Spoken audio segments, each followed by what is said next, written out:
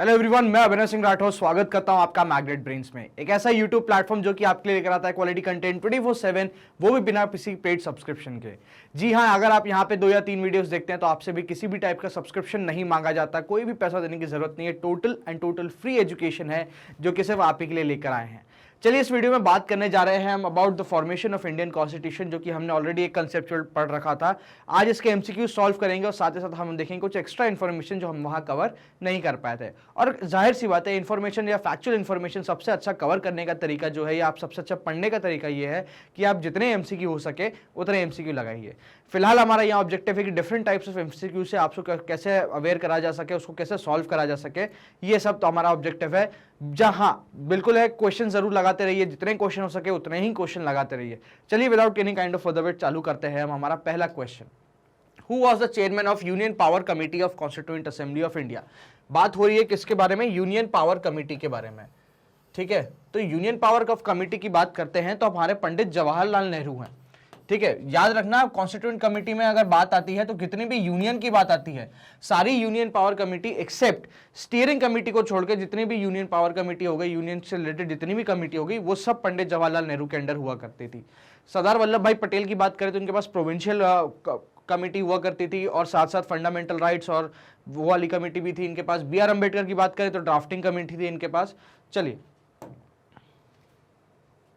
Answer क्या आ गया आपका? D, Pandit Jawaharlal Nehru. What was the basis for constituting the Constituent Assembly of India? Constituent Assembly बनाने के लिए बेसिस क्या रहा या किसके तहत बनाई गई? चलिए, resolution of Indian national Congress? बिल्कुल नहीं। रेजोल्यूशन से इंडियन नेशनल कांग्रेस क्या करती थी? It used to act as a pressure group.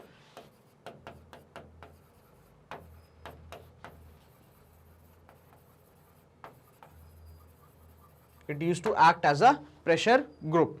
The resolution of provincial or state legislature on the dominion of India? बिल्कुल नहीं, यहाँ पे तो इनके पास इतनी फ्रीडम थी ही नहीं। The Indian Independence Act of 1947? बिल्कुल नहीं, यहाँ पे क्या था? पार्टीशन था। और हमने बात करी थी कि इसको क्या बोला जाता है, तो mount baton plan.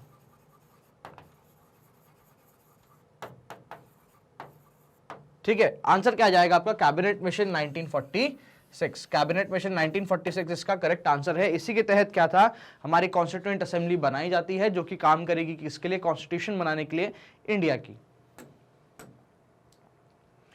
The constitution of India was adopted on? कौन सी तारीख को कॉन्स्टिट्यूशन ऑफ इंडिया अडॉप्ट हुआ था? ये क्वेश्चन हमने लास्ट उस सेशन में भी देखा था कि जब हमारे पास दोनों डेट हों,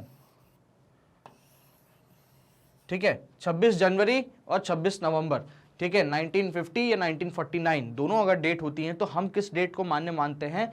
तो हम 26 नवंबर 1949 को मानते हैं, क्योंकि सबसे पहले हमने हमारा कॉन्स्टिट्यूशन जो है अकॉर्डिंग टू प्रीएम्बल इसी तारीख को अडॉप्ट करा था। हाँ, ये बात जरूर है कि उस टाइम पे या फिर 26 नवंबर को हमने क्या करा था? पूरा का पूरा कॉन्स्टिट्यूशन लागू नहीं करा था, उसके कुछ नेसेसरी एक्ट्स जो थे जो कि देश चलाने के लिए जरूरी हैं सिर्फ उनको लागू करा था। पूरा का पूरा कॉन्स्टिट्यूशन हमने किसके? 26 जनवरी 1950 को लागू करा था। तो इसका आंसर क्या हो जाएगा? सी, 26 नवंबर 1949। Who presided over the first meeting of Indian Constituent Assembly? सबसे पहली मीटिंग में जो उसका प्रिसाइडिंग ऑफिसर या आप कह लीजिए हेड कौन था? तो जब हम बात करते हैं हमारे सामने दो नाम आते हैं। क्या आपका? एक तो डॉक्टर राजेंद्र प्रसाद और डॉक्टर सचिदानंद सिन्हा। ठीक है, फ्रांस के अकॉर्डिंग ये हमने क्या एक ट्रेडिशन कह लीजिए, कन्वेंशन ले लीजिए, हमने फ्रांस से लिया है कि भाई जब सीनियर मोस्ट पर्सन होता है या सीनियर मोस्ट पॉलिटिशियन हो जाता है, उसको सबसे पहले गद्दी दी जाती है और वो फिर अपना सक्सेसर क्या करता है? इलेक्ट करता है या उसको शपथ दिलवाता है। तो यहाँ पे सबसे पहले बात करते हैं कि सबसे पहले प्रिसाइडिंग कौन थे? तो हमारे डॉक्टर सचिदानंद सिन्हा थे। उनके बाद परमानेंटली डॉक्टर राजेंद्र प्रसाद को इलेक्ट करा गया एज अ प्रॉपर चेयरपर्सन या प्रिसाइडिंग ऑफिसर। आंसर क्या हो जाएगा इसका? B, Sachchidananda Sinha. Who among the following was the advisor to the drafting committee of Constituent Assembly? भाई साहब, एडवाइजर की बात हो रही है किसके? Drafting committee. ठीक है, ड्राफ्टिंग कमेटी का काम क्या था? To form draft of Indian constitution. इनकी बात करते हैं तो देखिए, बी आर अम्बेडकर तो क्या थे? हेड थे, तो इनका नाम हट गया। ठीक है, अब जब ड्राफ्टिंग कमेटी के एडवाइजर की बात होती है तो ये पर्सन बेसिकली क्या था? आपके कॉन्स्टिट्यूएंट असेंबली में नहीं थे। ठीक है, तो डॉक्टर सचिदानंद सिन्हा भी गए, शिवा राव भी गए। तो बी एन राव जो थे है ना। बी एन राव क्या थे, हमारी ड्राफ्टिंग कमेटी के एडवाइजर थे, प्रॉपर तरीके से इनको एडवाइजर एज अपॉइंट करा गया था। आंसर क्या हो जाएगा, D, B N Rau. The constituent assembly of India started functioning from, कब से फंक्शन करना चालू करी कॉन्स्टिट्यूएंट असेंबली में? तो देखो हमको पता था कैबिनेट मिशन प्लान के तहत किसमें आई थी, 1946 में, नवंबर 1946 में क्या था, कैबिनेट मिशन आता है, उसके तहत हमारी क्या बनती है, कॉन्स्टिट्यूएंट असेंबली बनती है। तो यहाँ पे डेट देखो सब क्या है, 1947 दी हुई है, तो 46 वाला ऑप्शन क्या हो जाएगा, बिल्कुल सही होगा। तो हाँ, ये बात भी सही है कि 9 दिसंबर 1946 को क्या हुआ था, हमारी कॉन्स्टिट्यूएंट असेंबली में सबसे पहले काम करना चालू कर दिया था। Who among the following had moved the objective resolution? भाई साहब ये आ गया बहुत इंपॉर्टेंट क्वेश्चन, ऑब्जेक्टिव रेजोल्यूशन, ठीक है, which form the basis of the preamble. यहाँ पे एक और इन्फॉर्मेशन हम बोलती है क्या, कि इसने प्रीएम्बल का बेसिस फॉर्म किया था, ठीक है। कब आता है, दिसंबर 13, 1946 को आता है। तो किसने जो है इस ऑब्जेक्टिव रेजोल्यूशन को बनाया और मूव करा, ठीक है। तो आंसर क्या आ जाता है आपका, जवाहरलाल नेहरू। जवाहरलाल नेहरू जी ने ही क्या करा था, ऑब्जेक्टिव रेजोल्यूशन को निकाला था, और ये क्या हुआ था, ये यूनानिमसली अडॉप्ट हो गया था, ठीक है। आंसर क्या हो जाएगा इसका, D, Jawaharlal Nehru. Who among the following was not a member of Constituent Assembly? Not a member, ठीक है। नॉट ए मेंबर की जब हम बात करते हैं तो हम जयप्रकाश नारायण जी का नाम लेंगे। ये हालांकि फ्रीडम फाइटर थे, उस टाइम पे थे, नो डाउट, बट ये कॉन्स्टिट्यूएंट असेंबली में नहीं थे। इन्होंने बहुत बड़ा रोल प्ले करा था, कब, इंदिरा गांधी जी के अगेंस्ट में एज अ ऑपोजिशन लीडर बनने का। इसका आंसर क्या हो जाएगा, C, Jayaprakash Narayan.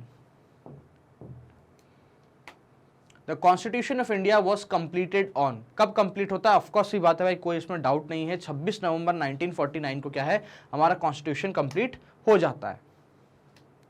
How many sessions of the Indian constitution assembly were conducted for the formulation of Indian constitution? बहुत अच्छा क्वेश्चन है कि कितने सेशन हमको लग गए, कितनी बैठकें हमको लग गई कि भारत का संविधान बनाने में, ठीक है, कॉन्स्टिट्यूट असेंबली को लग गई क्या, to formulate the Indian constitution. Answer आ जाएगा आपका 11। हमको 11 बैठकें लग गई हैं, पूरी की पूरी 11 बैठक लगी है हमको हमारा कॉन्स्टिट्यूशन बनाने के लिए, ठीक है। चलिए, the first day session of Indian constituent assembly was chaired by, again वही बात है, फर्स्ट डे सेशन की बात हुई है, ठीक है। तो हम किसका नाम लेंगे, डॉक्टर सच्चिदानंद सिन्हा का नाम लेंगे, ठीक है। यही पर्सन थे जो कि फर्स्ट डे पे हमारे कॉन्स्टिट्यूएंट असेंबली की जो वो हुई थी मीटिंग, उसको चेयर करा था इन्होंने। आंसर क्या जाएगा, D, Sachchidananda Sinha. How much time the constituent assembly took to frame the Indian constitution? ये भी बहुत अच्छा क्वेश्चन है। तो हमको टोटल 2 साल तो लग गए थे, ठीक है। तो 2 साल तो ये रहे, क्योंकि हमने देखो 1946 में चालू करा, 1949 में हमने उसको अडॉप्ट करा, ठीक है। अब यहाँ पे दिसंबर था, राइट, तो ऑब्वियसली बात है, इसको क्या समझ सकते हो, 47 कर सकते हो। तो 2 साल तो पूरे पूरे लग गए, राइट, 2 साल हमारे यहाँ पे आ गए, ठीक है ना। अब 2 ऑप्शन है हमारे पास, तो टोटल 2 साल 11 महीने 18 दिन हमको लगते हैं हमारा कॉन्स्टिट्यूशन फ्रेम करने में और उसको इनैक्ट करने में, ठीक है। आंसर क्या हो जाएगा इसका, B, 2 years 11 months and 18 days।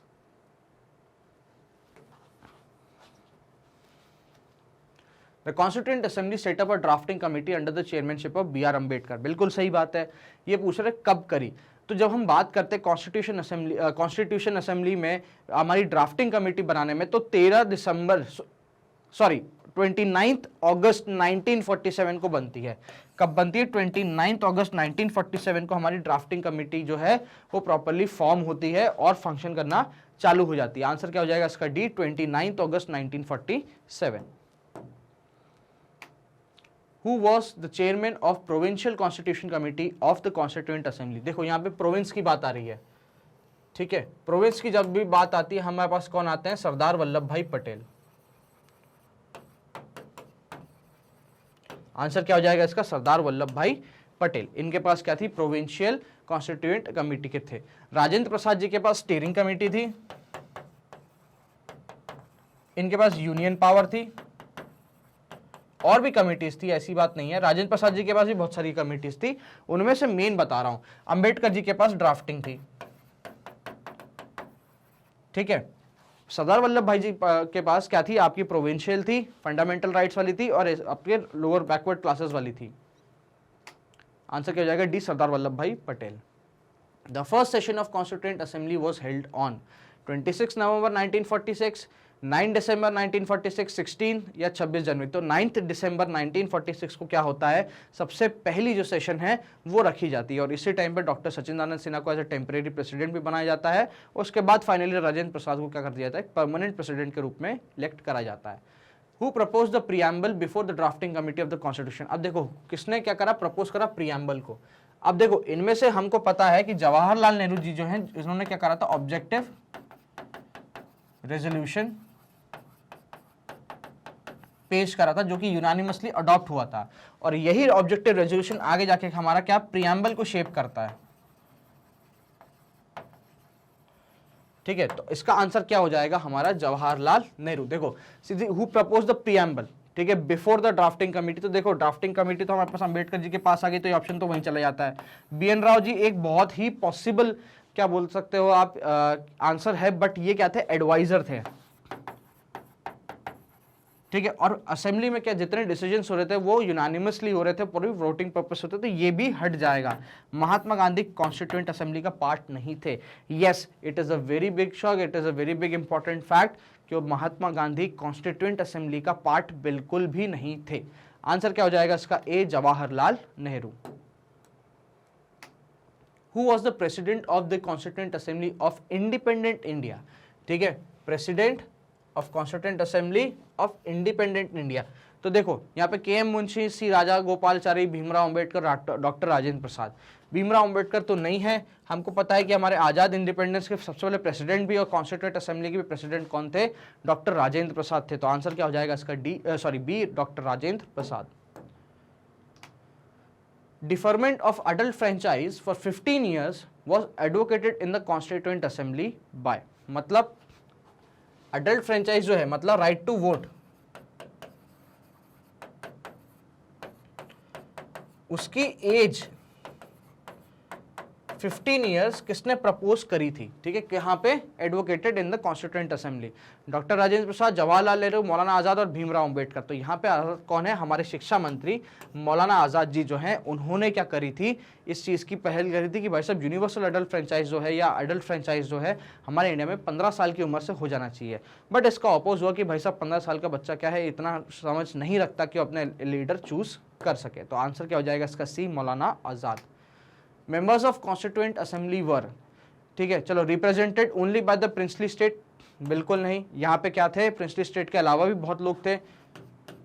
Nominated by government, government ने नॉमिनेट कितने करे थे, सिर्फ कुछ ही लोग करे थे जो कि कहाँ से आ रहे थे, इनके चीफ कमिश्नरी से आ रहे थे। ठीक है, तो ये भी गलत हो जाएगा। Elected directly by the people, नहीं, बिल्कुल भी नहीं, लोगों ने डायरेक्टली इलेक्ट नहीं करे थे। ये क्या हुए थे, इलेक्टेड बाय प्रोविंशियल असेंबलीज। जैसे कि मान लीजिए कोई एक ए असेंबली है जिसमें टोटल 100 मेंबर है, तो इस असेंबली ने अपने आप में से या अपने 100 मेंबर्स में से 20 मेंबर को चूज कर और कहाँ भेज देते, constituent assembly. It's a kind of indirect election. Answer क्या हो जाएगा इसका, A, elected by provincial assemblies.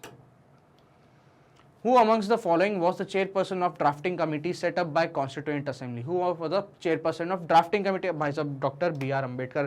कोई दिक्कत नहीं है इसमें, बहुत इजी क्वेश्चन था।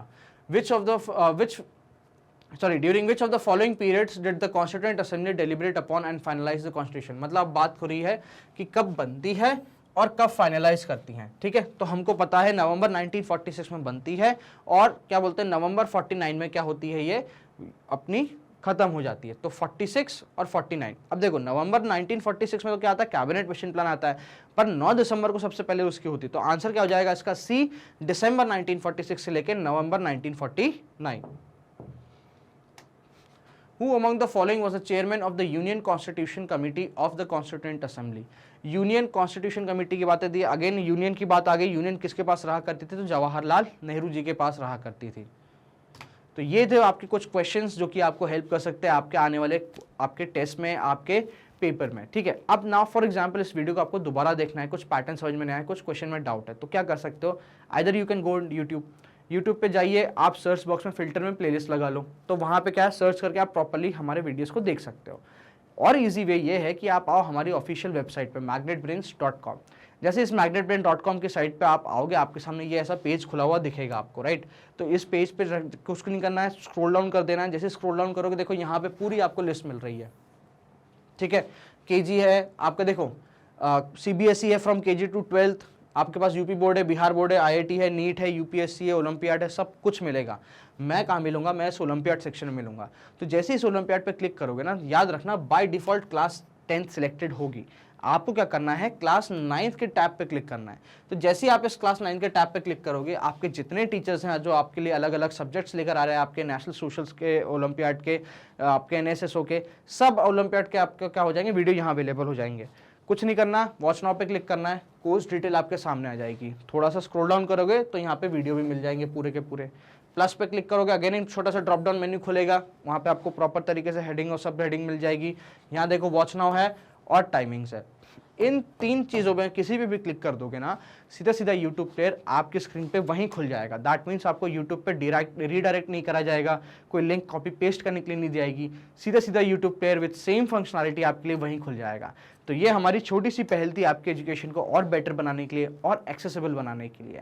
आई होप आपको ये वीडियो पसंद आया। कुछ भी डाउट्स हो तो please do not it down in comments.